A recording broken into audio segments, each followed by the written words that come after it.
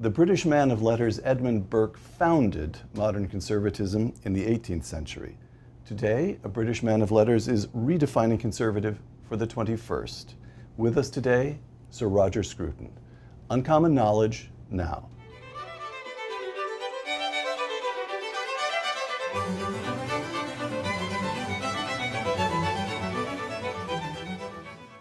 Welcome to Uncommon Knowledge. I'm Peter Robinson. Born in Lincolnshire during the Second World War, the philosopher Roger Scruton represents one of Britain's most significant conservative intellectuals. In the words of one observer, quote, England's most accomplished conservative since Edmund Burke, close quote. Knighted last year, Sir Roger holds undergraduate and doctoral degrees from Cambridge. He is the author of more than 50 books. You write faster than I can read, including his most recent book on human nature and his classic work, How to Be a Conservative. Sir Roger Scruton, welcome. Thank you. From How to Be a Conservative, it is not unusual to be a conservative, but it is unusual to be an intellectual conservative.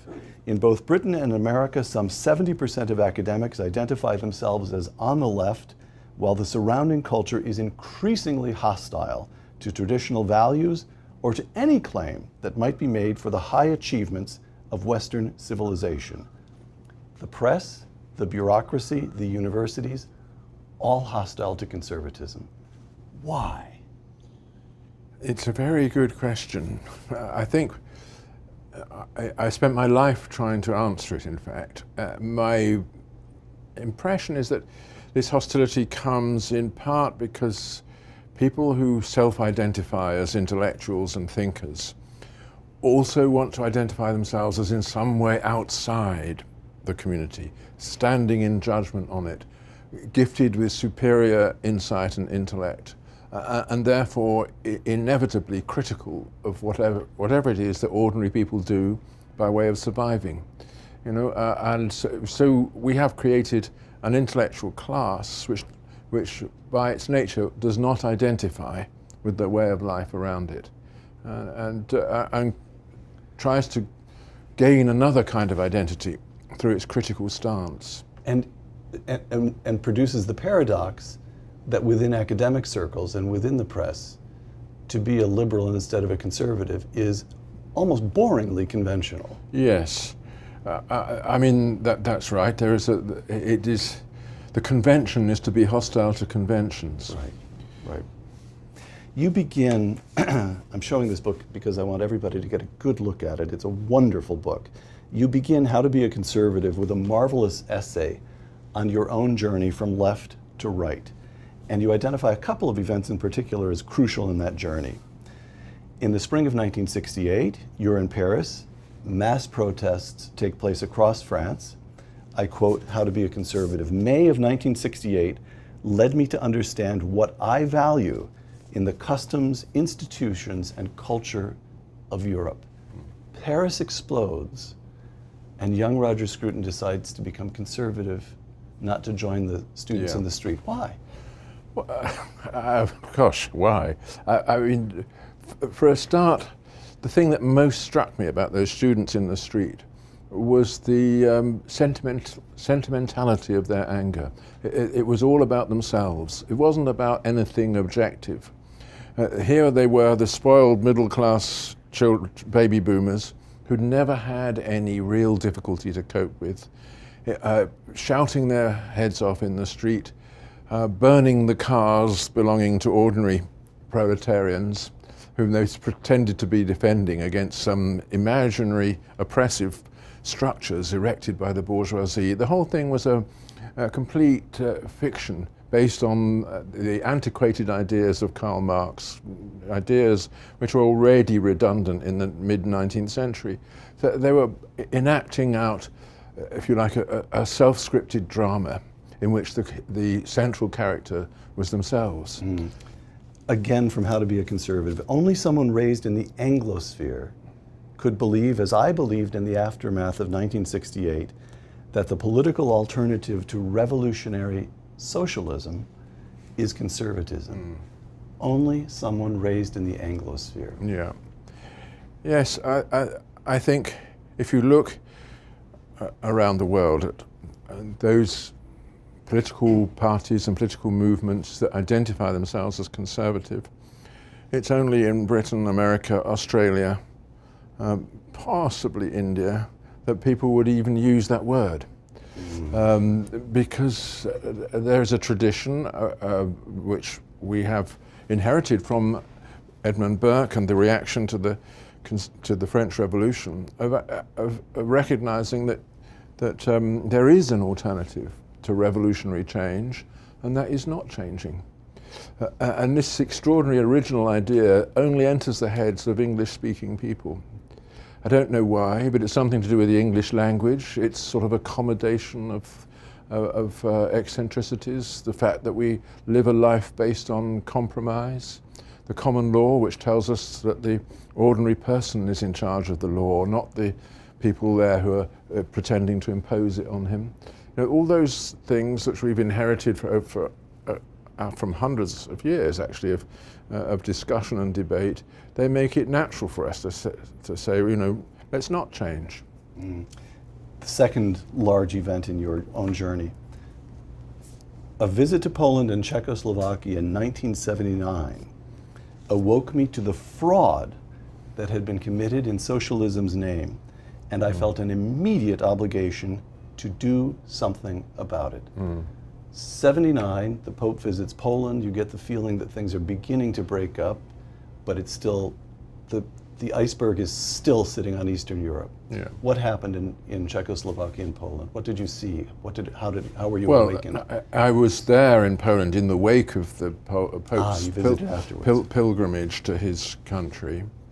And there was a visible sense of that we Poles are together against this thing which controls us. But people, of course, couldn't openly talk about it, but the people I met talked to me about it.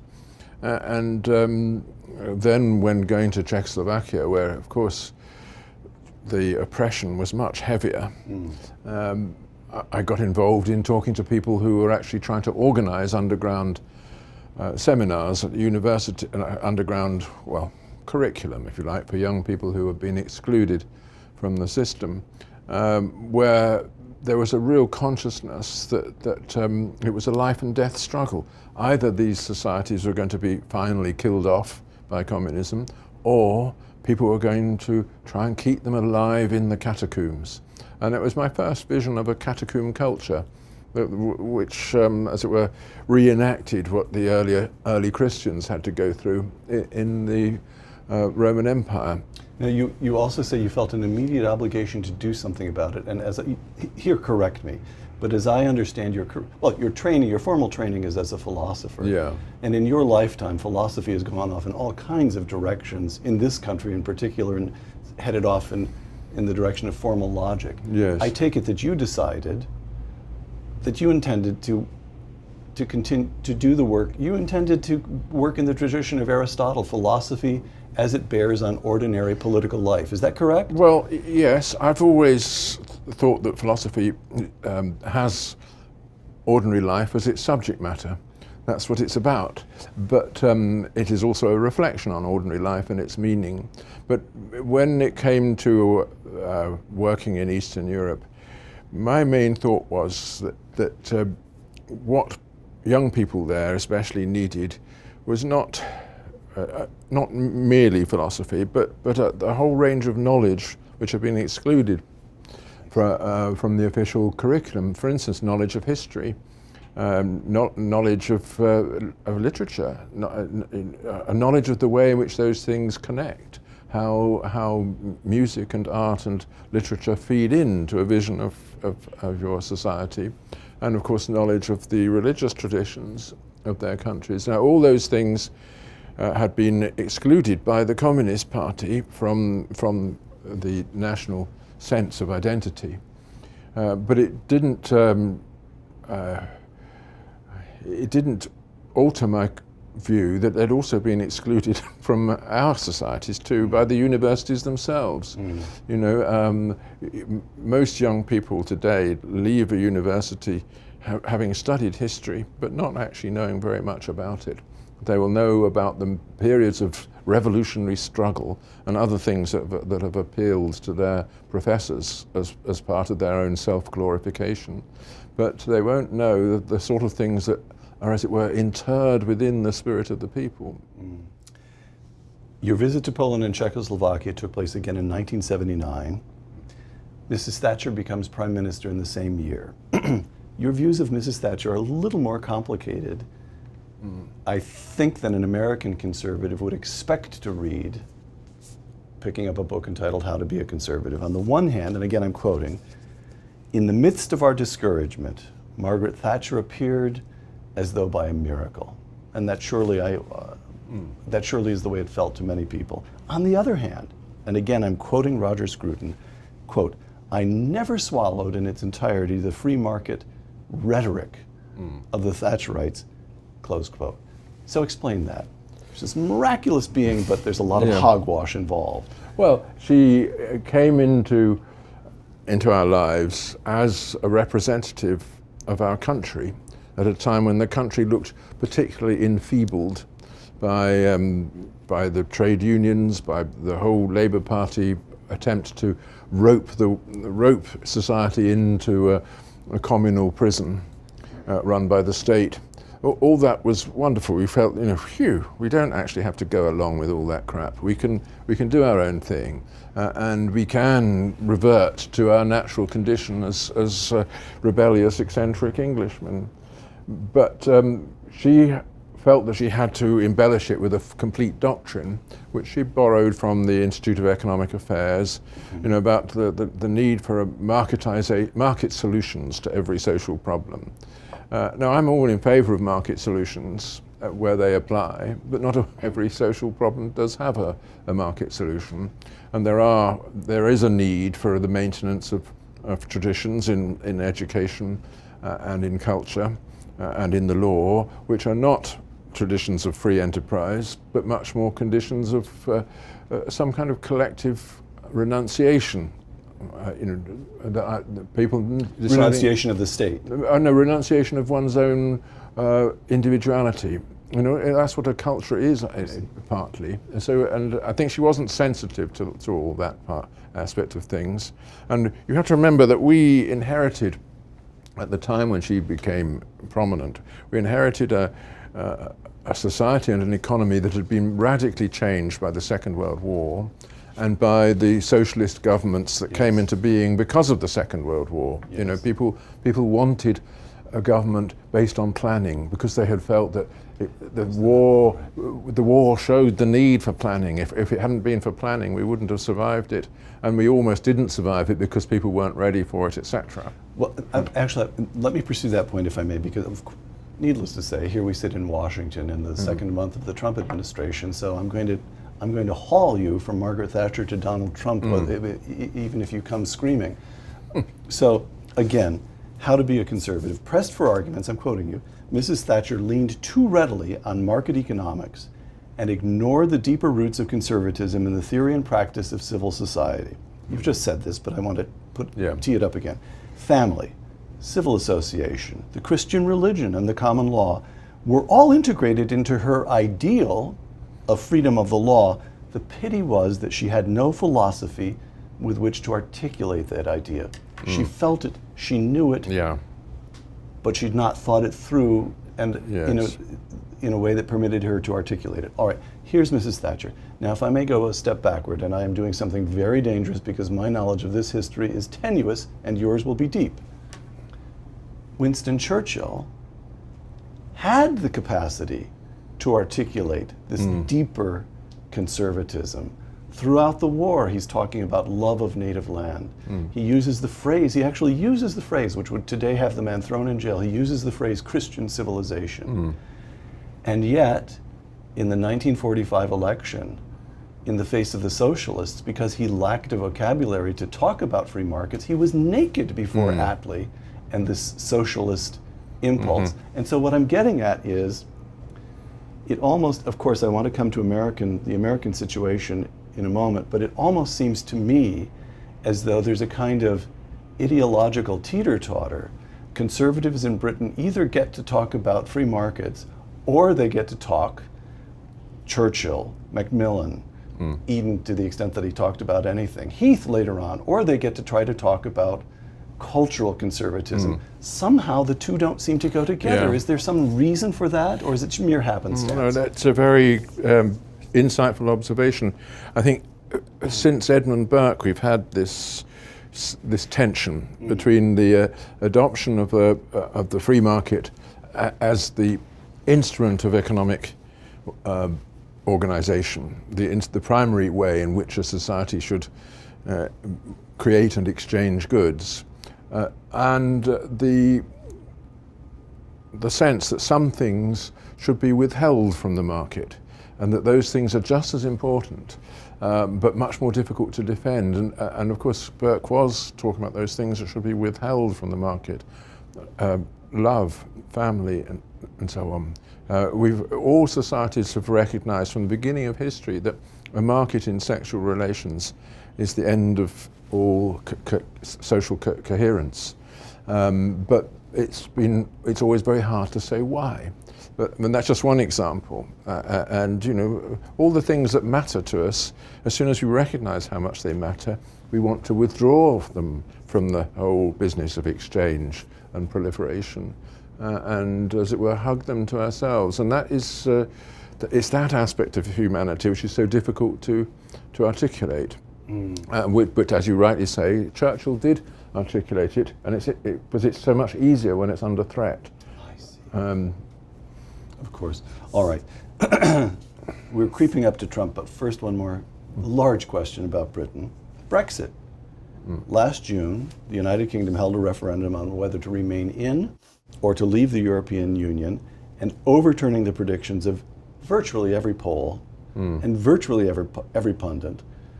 I myself, as I'm sure I was on the telephone to friends, very, I thought, well-informed friends, and the most pro-Brexit prediction I got on the day of the voting was, it'll be very touch and go, we'll have to see. Almost everybody expected it to fail, and it carried 52 to 48%. Close, but at the same time unambiguous.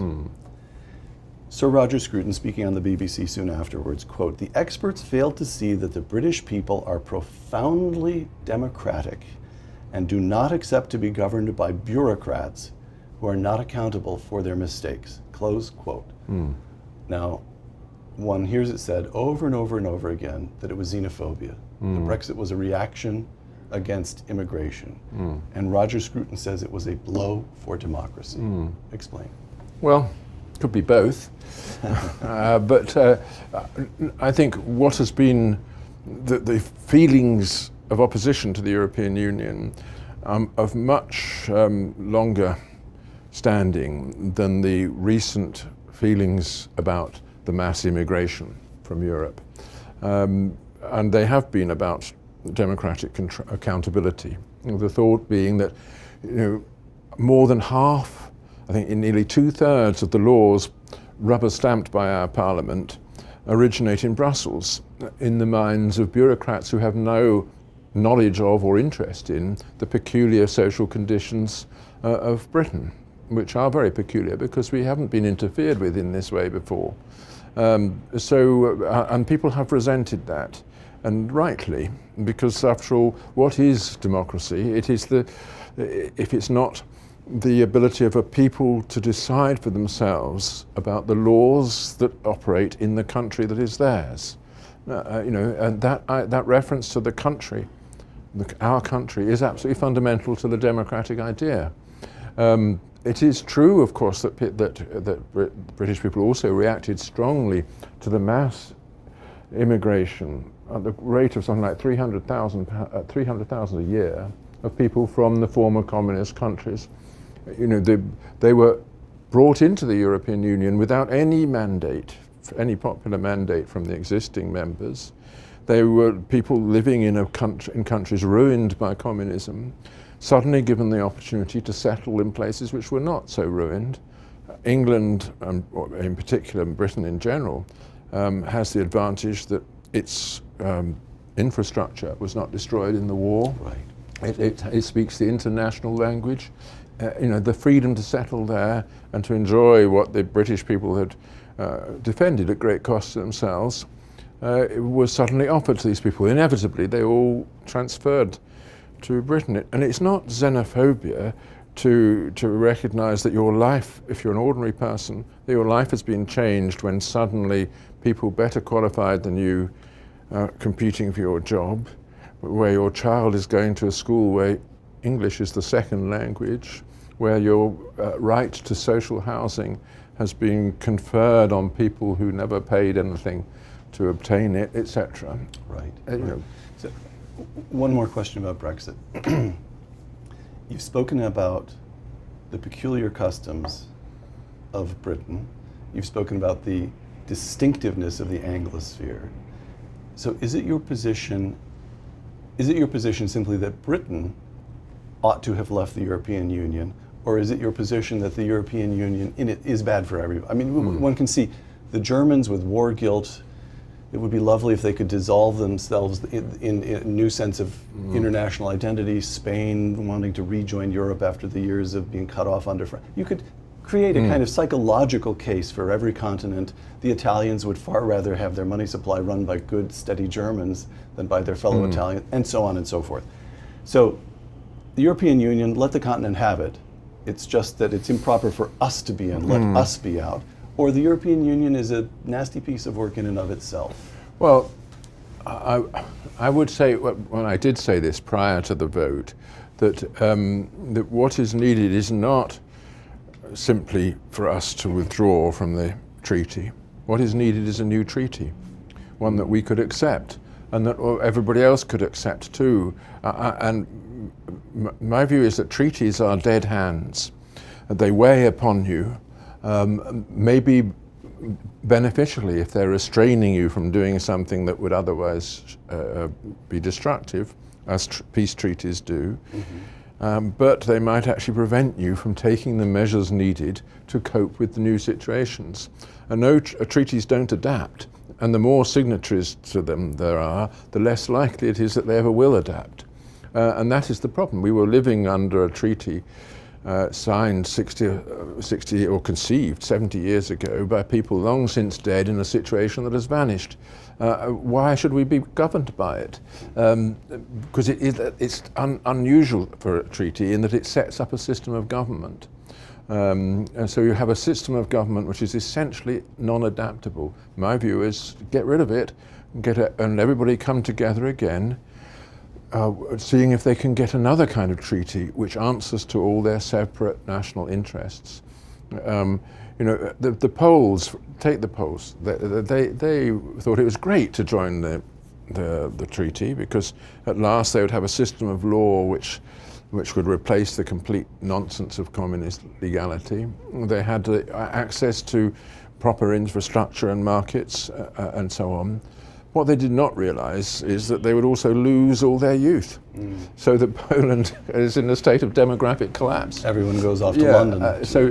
So clearly, each country has a different problem. Likewise, the Greeks thought, great, the single currency, as you say, we can transfer all our debts to those reliable Germans. And then suddenly they realized, but of course we can no longer govern our economy as we used to by periodic devaluation, and the result is a total collapse in youth employment. This country, Trump, from the British referendum on Brexit to the election of Donald Trump. Sir Roger Scruton, in a talk on the BBC the week after the American election, quote, "In America, as in Britain, the indigenous working class has been put out of mind, even overtly disparaged by the media and the political class. All attempts to give voice to their anxieties over immigration, over the impact on their lives of globalization, and the spread of liberal conceptions of sex, marriage, and the family have been dismissed or silenced." Close quote. First question, how can it be that when Franklin Roosevelt, 7 decades ago, in establishing modern conservatism, modern liberalism, the democratic of which the Democratic Party is the great champion, he placed the working class at the very center of that coalition. How can it be that these decades later, that same party, that same liberalism has turned its back on the indigenous working class. How did it happen? Yes, well, it's happened everywhere. I think, again, it's one of those deep mysteries, but I think there are two important factors that contributed to this. One is that the change in the economy, which has transferred an awful lot of economic activity to service activities, to activities that can be conducted through the internet or through companies based outside the jurisdiction, all that. It means that the old traditional working class, it no longer has that cohesion that it had before, and it's no longer an identifiable social mass in the way that it was in Roosevelt's day.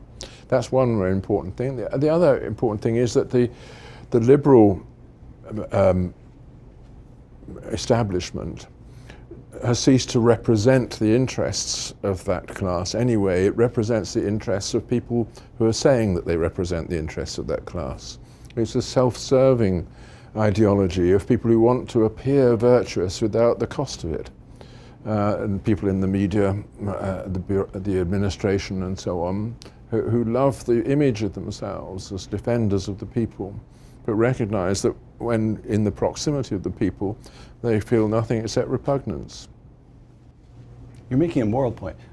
Pride, vanity, it all happened through pride and vanity and sloth and inattention on the part of very comfortable people. Well, there is that. I say that's only one factor. All right. There are also lots of good people who are liberals who really do worry about these things. Right. But I'm just talking about these new social factors which we have to recognize.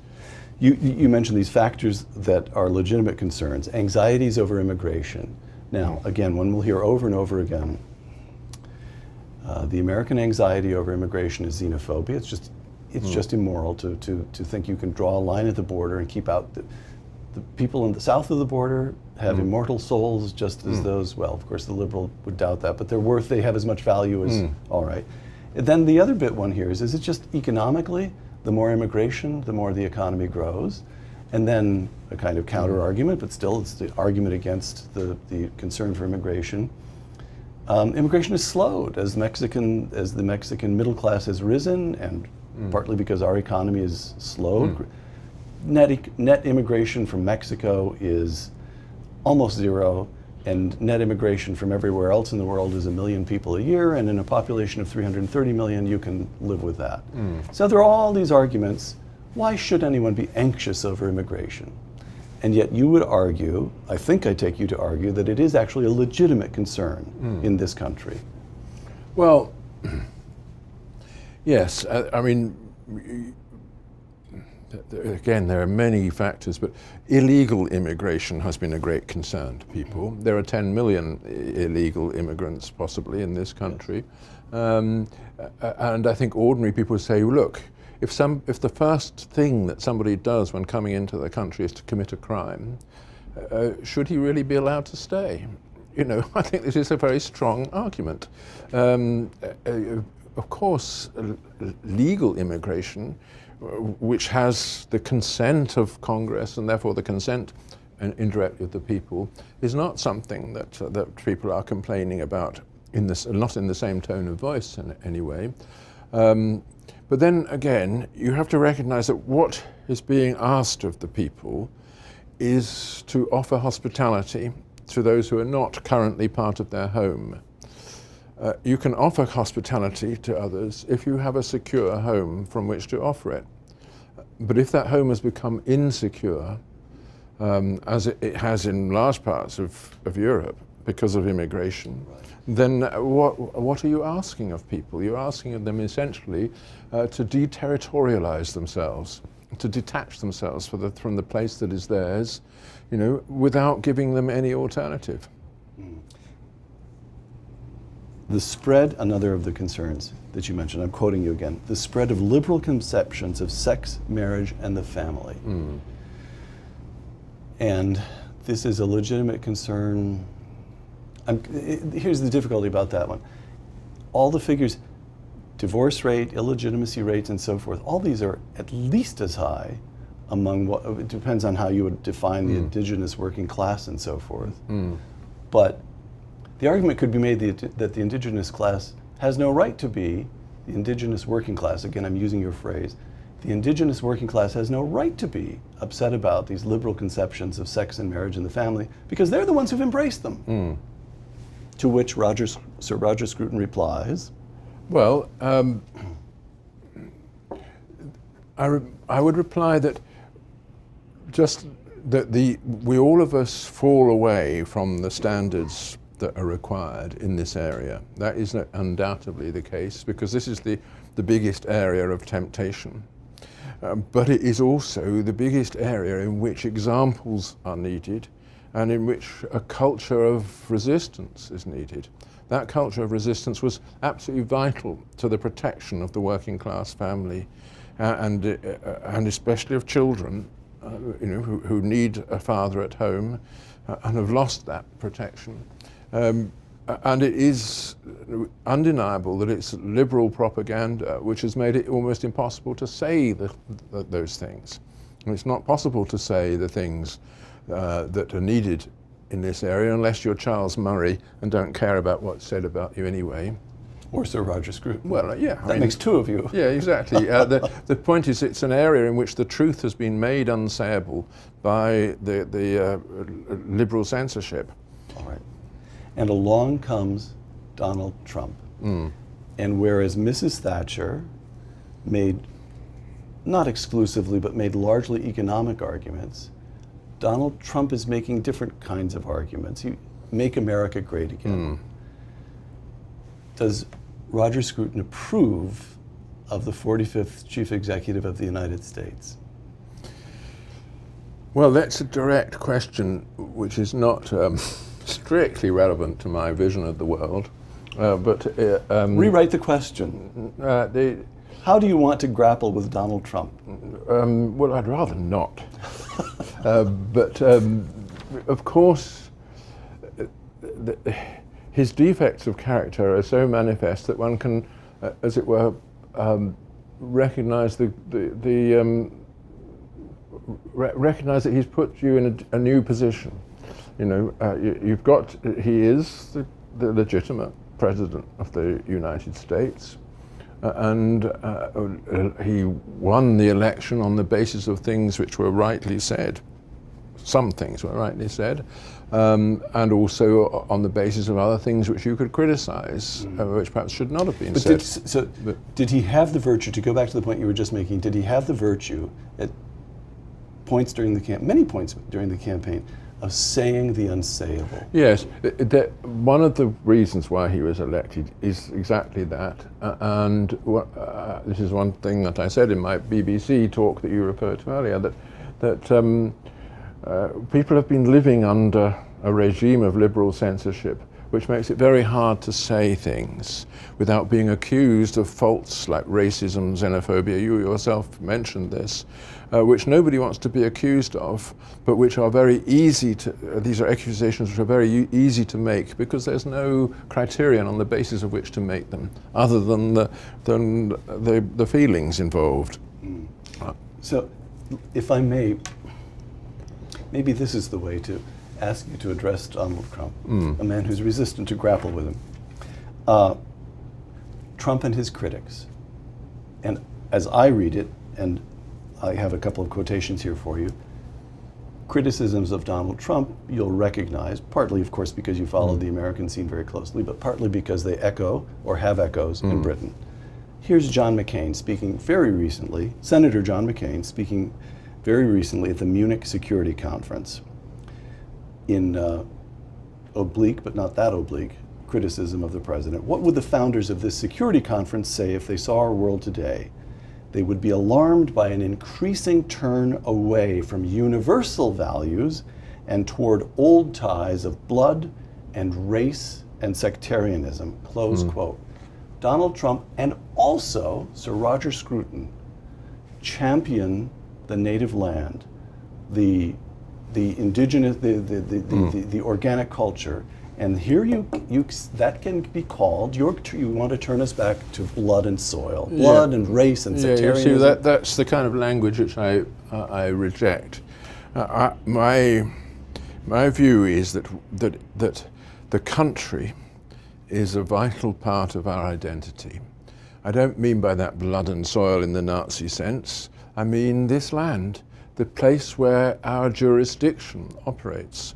And this is a crucial thing about the national idea. It's a defense of territorial jurisdiction against religious or quasi-religious jurisdictions, like the universal doctrine of human rights or the Sharia, to take another competitor. We live, and we are fortunate to live, in countries where the law is defined by the land over which it operates. And within that land, of course, there is a sense of belonging on which the law draws for the democratic process. There's nothing blood and soil about this. It's to do with neighbourhood. We are settled among neighbours. We want to get along with them. We don't want to force them to agree with us about everything, nor do we require them to be of the same race, whatever that means. But we do require them to share our commitment to the place where we are, because this is where we're building a home. And other people might want to come into that home, and we should be entitled to invite them, provided they agree to abide by the rules. All this is perfectly reasonable, in my view, and it's only because the left have dominated the language in which these things are discussed that my reasonable position can be made to look like that unreasonable position which you were just attributing. One more criticism of Trump, and this is his now famous executive order imposing a temporary travel ban from 7 countries in the Middle East where there has been terrorism, 7 Muslim majority countries, as the press put it in reporting on this. And one of the sources of immediate criticism was the United States Conference of Catholic Bishops. Here's their statement, quote, part of their statement: "The bond between Christians and Muslims is founded on the unbreakable strength of charity and justice. Welcoming the stranger is the very form of Christianity itself. The actions of our government must remind people of basic humanity." Close quote. Well, there you get, you've heard this before, there you get the notion that drawing lines at the border is, from the Catholics, it's unchristian, from others, it's immoral. Who are you? Who was Donald Trump? Who was Sir Roger Scruton? Who was Prime Minister May to say, we have the right to keep people out? Well, I mean, you have a house which you share with your wife and children, or assuming you have them, and you do recognize a right to keep out of that house people whom you've not invited in, don't you? I do. And having invited people in who start smashing things up, you recognize a right to exclude them. I do. Yeah, and that, just multiply that by a few hundred thousand, and you'll recognize that people taken as a whole have that right. That is another part of democracy, that we live in a place, we have the right to exclude from that place those whom we think are not going to fit into it, or to whom we don't want to extend a welcome. This is, if we didn't have that right, we wouldn't feel secure in occupying the place that we claim as ours. It's a simple part of human nature, and although I think Trump should never have mentioned the Muslim idea in this, because that goes against the whole American tradition that religion is not what it's about, but settlement. You know, nevertheless, he wasn't exceeding the natural powers of a president in saying what he said. If he'd left out that reference to religion, and he did make various promises to people prior to the election, which he's obviously under some obligation to follow through anyway. Last question, Sir Roger.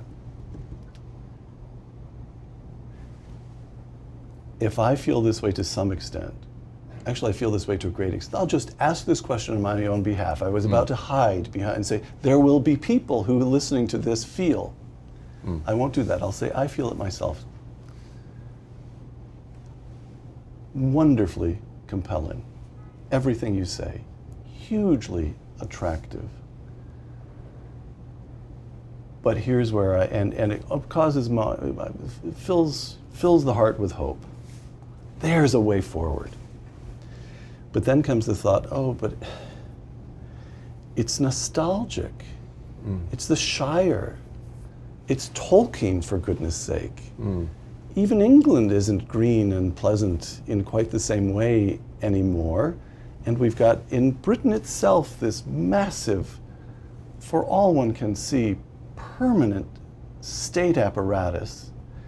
And in this country, as President Trump is about to find out, as Republicans who now hold both houses of Congress and can barely pull themselves together to figure out how to deal with Obamacare are finding out, there is such a thing as the permanent state. And we live in a modern world, and for 7 decades, at least 7 decades in both your country and mine, throughout the Anglosphere, I'll grant you the Anglosphere, the state has expanded and expanded and expanded. And I love the world that you describe with the same yearning love that with which I love Tolkien. But they belong on the bookshelf together. It's not a practical agenda. Right. Tell me why I'm wrong, and please tell me why I'm wrong. Well, you're not entirely wrong. Oh. The expansion of the state to absorb more and more of civil society has happened everywhere, more outside the Anglosphere than inside the Anglosphere. Let's face it, you still have private education available here if you want it, one can afford it. You still have all the little platoons, as Burke called them. If you have a problem, you can get together with your neighbours to solve it. You can, you probably belong to all sorts of clubs and discussion groups and so on. All that free association, which made the English-speaking countries what they are, still exists. It's just that there's a tax on it, roughly speaking, half of what you earn, yes, which goes to maintain a sort of shadow community of parasites whose only justification is that they pretend to be governing us. You have to, we belong in an organism which is accompanied by a cancerous version of itself. That's the way it is. All you can do is every now and then diminish it, to cut off this or that bit of it, but it will always be there. But at the same time, focusing on the other thing is not nostalgia, although nostalgia is an underrated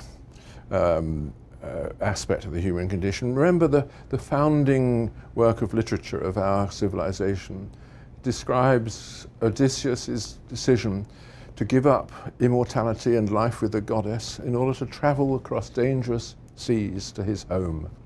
It set the model for what all our literature since has been about, and all our art. And why turn away from that? That is, we are in this world as dispossessed and alienated, and we do have that longing for a home, and we try to build it. And that's all I'm advocating, is that we should go on doing this. It'll always be a different home, but it isn't anyway nostalgia to say that this is where our values lie, rather than in that other thing, that great expanding state machine. All right. That was penultimate question. Here's the last question. Brexit has happened. Britain has a new government. There hasn't been an election, it's still the Tories, but you have a new prime minister, and we have a new president. Are you hopeful?